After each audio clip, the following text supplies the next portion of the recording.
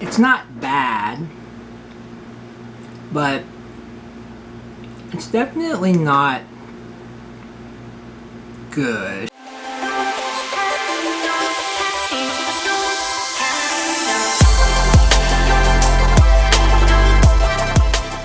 Hey guys, welcome back to my channel. Today I have a new video idea. I'm gonna be going 24 hours eating recipes that are from the oldest known vegan cookbook from 1910. It's called No Animal Food and Nutrition and Diet with Vegetable Recipes. It just like rolls off the tongue. This is like one of the earliest known vegetarian or vegan cookbooks. It's very dated because it was written in 1910. So today's idea was to pick out a few of these recipes and try them out. I got a visitor. So I decided to make 3 different things. Something I didn't realize from the start was that when they say biscuits, they mean cookies. When they say pudding, they mean not what I mean when I say pudding. So let's get into the recipes. What do you think, Toby? Should we do it?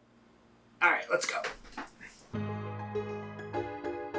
Yeah, they did spell it like that. Cocoanut. So yeah, this is just flour and coconut flour. I just used coconuts and put it through the blender, turn it into like a little powder. That worked great.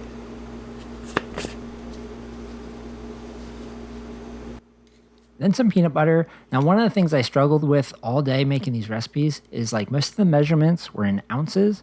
And at first I started by like weighing them, but I'm pretty sure it meant fluid ounces. So by the end of the day, I was using cups, like half cup for 4 ounces or whatever. So, you know, it worked out.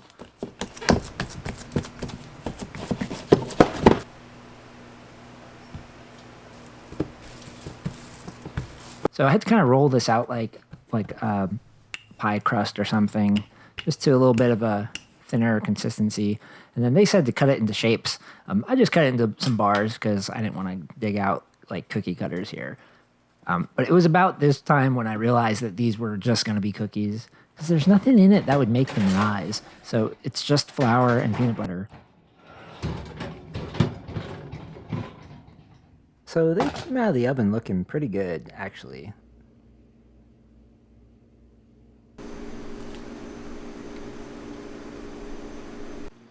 All right, moment of truth here. Let's give it a try.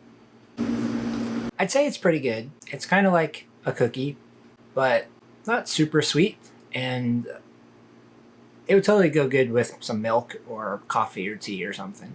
So this one is a thumbs up. Okay, for lunch, I made Mexican stew. First, I chopped up an onion. Threw that in the Instant Pot, just like they used in 1910. I diced a potato. And it just calls for the lemon rind, so I peeled this lemon. I used a can of diced tomatoes and whatever beans I had. And then you just add a little sugar on top. The recipe calls for grape juice, but I just used wine. Then just 30 minutes in the Instant Pot, and it's done. So this was a pretty good vegan chili. It was missing all the seasonings though, so definitely add some salt and pepper, chili powder, cayenne pepper, whatever. The lemon rind was a good touch though. Overall, I give this recipe a thumbs up.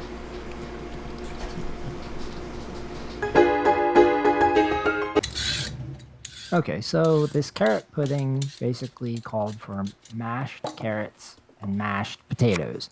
So I didn't know exactly what they wanted me to do with these carrots, so I just boiled everything to make it soft. Next was some peanut butter, breadcrumbs, flour, and then some raisins, and it called for them to be like ground up. So put them through the blender. Some brown sugar and molasses, which they call treacle, baking powder. Now I tried mixing it by hand, but it was just not happening. So threw everything in the KitchenAid with the softened up vegetables. And it made some short work of it. This was totally the way to go. I decided to steam this in the Instant Pot. I have a cake pan, so you just put some water in the bottom of the Instant Pot, and then this pan kind of just sits in there. And I figured that was a quick way to make this. You know, it's meant for cakes, but you know, this is kind of the same deal. So when it comes out, it's kind of a little, maybe a little damp on the top, but overall it came out pretty good.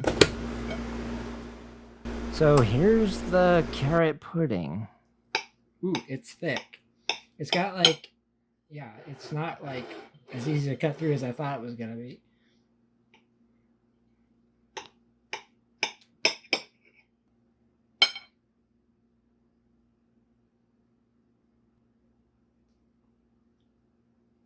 I guess that's technically the top. All right, here we go.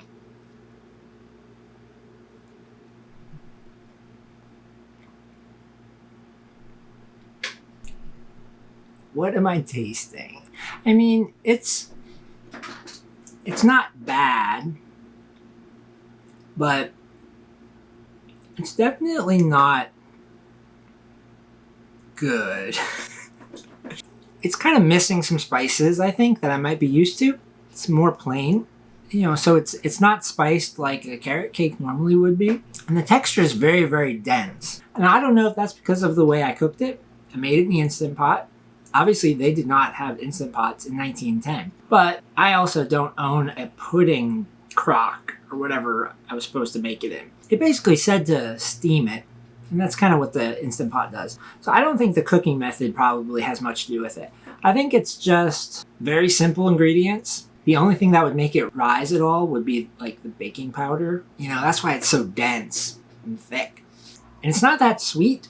It's definitely not a savory food because you can taste the raisins, but it's not as sweet as I would probably expect it to be.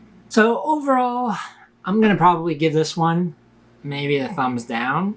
This is the one I thought was going to be the best out of everything I was making today. So I'm kind of surprised, but it's just not like working out for me. Oh well. So what do I think of this overall?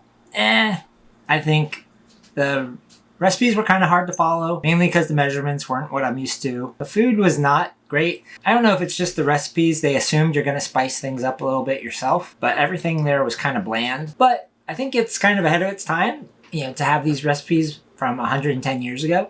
So yeah, it was a fun experiment, but I'm probably not going to be making these things all the time or probably ever again. Oh, he's too big. All right, like and subscribe to get more Hobie videos, and I'll talk to you next time. Bye.